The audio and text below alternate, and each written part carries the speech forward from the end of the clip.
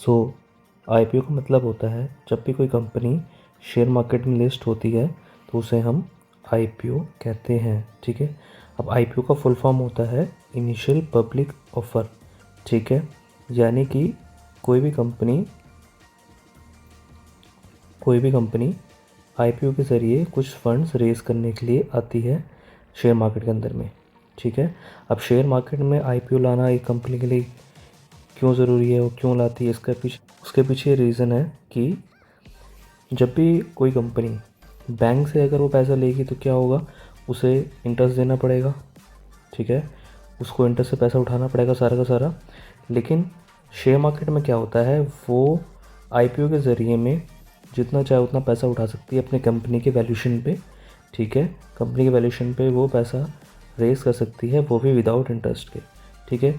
अब आईपीओ को एक एग्जांपल समझते, लेट सपोज़ एक राम नाम का बंदा है, ठीक है। उसने अपनी कंपनी स्टार्ट करी 1 लाख रुपए से, ठीक है। और उसने बहुत सारा अपना माल बेचा, किसी भी शहर में बेचा, किसी भी एक कंट्री में बेचा, ठीक है। अब उसकी जो बिज़नेस की डिमांड है वो बढ़ती जा रही है, ठीक है। अब उसे ऐसा होता जा रहा है कि उसे इंडिया में भी अपना काम खोलना है, ठीक है। उसे दिल्ली में खोलना है, उसे मुंबई में खोलना है, उसे कोलकाता में खोलना है, उसे चेन्नई में खोलना है। तो उस केस में उसको हर जगह अपने आउटलेट्स खोलने के लिए 1 करोड़ रुपए की ज़रूरत है, ठीक है। अब ये बैंक के पास जाएगा पैसा लेने के लिए, तो बैंक इसको कहेगी कि मुझे 12% का इंटरेस्ट चाहिए, ठीक है। तो ये क्या करते हैं, कंपनीज क्या करती हैं कि इंटरेस्ट पे पैसा ना लेते हुए शेयर मार्केट में अपना आईपीओ लेकर आती है, ठीक है। उसमें क्या होता है कि कंपनी अपना कुछ शेयर, यानी कि कंपनी क्या करती है, फॉर एग्जाम्पल 25% अपने शेयर जो हैं, यानी मान लीजिए राम के पास अगर 1 लाख शेयर थे तो उसने क्या करा, 25,000 शेयर यानी 25% शेयर जो है वो मार्केट में दे दिए 1 करोड़ रुपए के बदले, ठीक है। अब 1 करोड़ रुपए जो मिले किसने दिए हैं, ये पब्लिक ने दिए हैं, ठीक है। और काफ़ी सारी पब्लिक्स ने क्या करा, किसी ने 1,000 दिए, किसी ने 10,000 दिए, किसी ने 20,000 रुपये दिए। तो ऐसा करके 1 CR जो है इकट्ठे हो गए, ठीक है। अब पब्लिक आईपीओ में पैसा क्यों डालती है, ठीक है। इसका मेन रीज़न क्या है कि जब भी कोई पर्सन, ठीक है, आईपीओ लेकर आता है, कंपनी आईपीओ लेकर आई,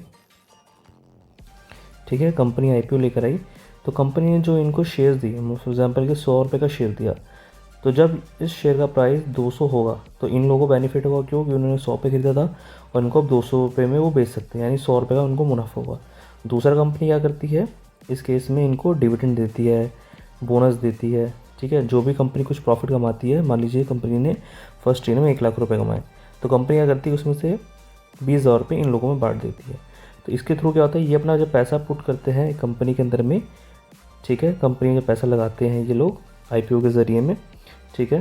सो इनको भी तो बेनिफिट होता ही होता है, साथ में कंपनी को इसलिए बेनिफिट होता है, ठीक है। अब एफपीओ को समझते हैं। एफपीओ क्या होता है, एफपीओ होता है, मान लीजिए फॉर एग्जांपल के लिए इस कंपनी ने शुरू में जब आई थी कंपनी, तो उसने 25% शेयर्स मार्केट में डाइल्यूट कर दिए थे, ठीक है, यानी लोगों को देते थे।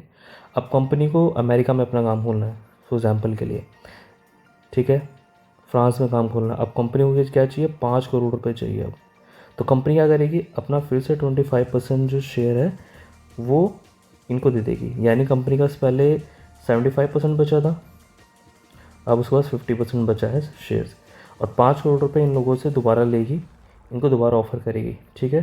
तो ये लोग फिर से पैसा देंगे कंपनी को, ठीक है। और कंपनी को जब ये दोबारा पैसा देंगे, ठीक है, और ये शेयर जो थे 50% जो शेयर हो गए हैं, ठीक है, क्योंकि कंपनी में तो 50% शेयर बचे सिर्फ, पहले कंपनी ने 25% दे दिया, फिर 25% फिर कंपनी ने दे दिया, तो ये जो 25% इनके पास गया है, इसके बदले जो पैसा मिला है इसी को हम एफपीओ बोलते हैं, ठीक है। यानी जिनको पहले शेयर बेच रखा था उनको दोबारा से और शेयर्स बेच दिए, जिसको हम एफपीओ हम कहते हैं।